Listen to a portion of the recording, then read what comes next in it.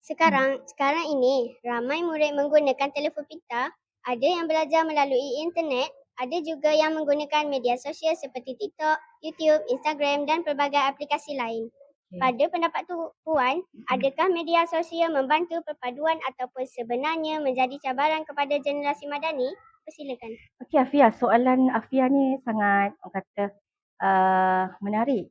Sebenarnya Afia, kalau kita tengok hari ni, kalau saya tanyalah adik-adik kan, adik-adik yang menonton podcast, Afia sendiri, pernah tak guna TikTok Afia? Pernah kan? Ada WhatsApp? Ada. Ada Instagram? Facebook? Tak ada. Okey, sebenarnya kalau saya nak cakap, setiap orang pernah ada pengalaman melalui media sosial. Ada yang ada TikTok adalah untuk belajar, cari tips-tips lah. Okay, macam ibu-ibu menggunakan TikTok, contohlah macam saya. Saya cari resepi-resepi masak melalui media sosial. Okay, sebenarnya kan teknologi tak salah tau. Telefon pintar pun tak salah kalau menjawab soalan Afia. Sebenarnya setiap apa yang ada tu kita kena gunakan dengan olahan yang menarik. Okey, kalau kita kata kalau boleh saya ibaratkanlah media sosial tu Afia sebagai sebilah pisau. Pisau ni kita boleh guna untuk masak, untuk memotong buah. Tapi kalau kita salah guna pisau, pisau tu boleh apa? Mencederakan orang.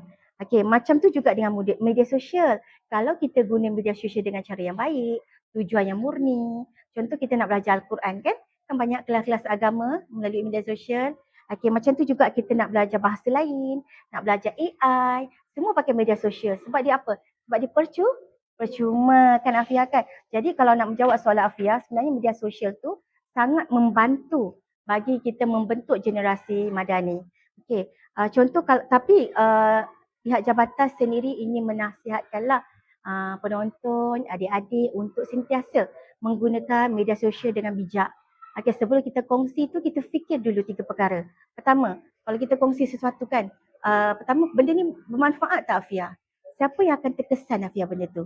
Ketiga, apa perasaan kita kalau apa yang kita share tu terlibat diri kita? Mungkin kita akan rasa kecewa lah kalau benda yang tu tak benar tapi benda tu dah tersebar, dah viral kan? Jadi kalau kita nak kata patah balik tu, payahlah sebab orang dah tengok kan benda-benda yang tak sepatutnya. Okey, jadi kalau Afia, kalau saya bagi satu contoh lah Afia kalau dekat sekolah, bayangkan Afia, ada satu kawan jatuh, seorang lagi ambil video, lepas tu sebarkan. Macam ni, apa perasaan kawan tu Afia? Malu kan? Lagi dendam. Boleh jadi dendam kan? So apa salahnya daripada kita sebarkan video tu, why not kita tolong kawan tu. Selain daripada kita dapat mengurangkan rasa kata perasaan tidak puas hati, kita dapat ada lagi kawan baru kan. So untuk menjawab soalan ni, sebab tu saya suka berpesanlah kita gunakan teknologi tu secara bijak. Teknologi tak pernah salah. Dan yang pastikan kita guna teknologi tapi jangan kita hilangkan nilai-nilai kemanusiaan dalam diri kita. Pilihlah untuk menjadi pengguna yang bijak. Okey Afia? Puan, bagaimana murid boleh menjadi ejen perpaduan digital? Persilakan. Okey, Afia, saya suka sangat soalan ni Afia. Okey, Afia jangan ingat, Afia kecil kan? Afia baru umur berapa? Afia tak ada peranan tau. Adik-adik pun, walaupun adik baru darjah 2, darjah 3, darjah 4, 5 atau 6, kita jangan ingat kita umur kecil, kita tak ada peranan. Kita tak ada tanggungjawab. Kita ada. Maksudnya, kalau saya tanya kat sini, kalau umur 10 tahun, ada tak? Dia boleh mengubah dunia tak? Afia rasa. Umur macam Afia ni boleh mengubah dunia tak? Boleh kan? Kita yakin kan? Sebenarnya, salah satu tindakan tu, walaupun dia kecil, tapi dia boleh memberi impak yang besar. Siapa pun yang katakan insan lah, apa yang dia orang buat, boleh memberi efek kepada hidup orang lain. Contohnya kalau Afia, Afia datang sekolah, tegur siapalah guard tu, salam. Itu memberi orang kata satu poin yang menarik. Buat guard tu ceria lah juga kan. Okey, macam tu juga kalau saya bagi satu analogi Afia. Okey, Afia ni ibarat mancis. Mancis boleh menyalakan lilin. Lilin tu pula boleh menerangi satu bilik. Itulah anak-anak kecil tu. Walaupun dia kecil tapi dia berjaya untuk menyerikan satu-satu ruang. Jangan kita ingat kita kecil, kita tak ada peranan. Jangan ingat kita kecil, kita diperlekehkan. Walaupun kecil tapi ada peranan. Okey, sukalah nak ingatkan kalau kita nampak kawan kita tu dibuli sebagai peranan generasi kecil, kita buatlah aduan. Janganlah kita simpan, janganlah kita takut. Hafia? Okey, untuk adik-adik yang menonton podcast, 5 perkara untuk menjadi generasi yang bijak. Pertama, sentiasalah senyum. Kedua, sentiasa berterima kasih. Ketiga, jaga kebersihan tau. Kalau nampak ada sampah, pungut. Okey, lepas tu yang seterusnya, kawan-kawan. Adik-adik kena ada sekurang-kurangnya satu kawan kaum lain.